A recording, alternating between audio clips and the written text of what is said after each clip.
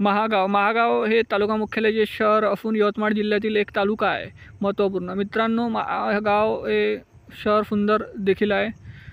तरी मित्रांनो, जर तुम्ही महागाववरून असाल तर चॅनलला सबस्क्राईब करायला विसरू नका, कारण येणारा पार्ट 2 तुम्हाला हा लगेच मिळेल। तर मित्रांनो, जर महागाववरून असाल तर चॅनल सबस्क्राईब करा येणारा पार्ट 2 साठी। मित्रांनो, महागाव ते यवतमाळचे आपण अंतर जाणून घेऊया किती किलोमीटर आहे। तर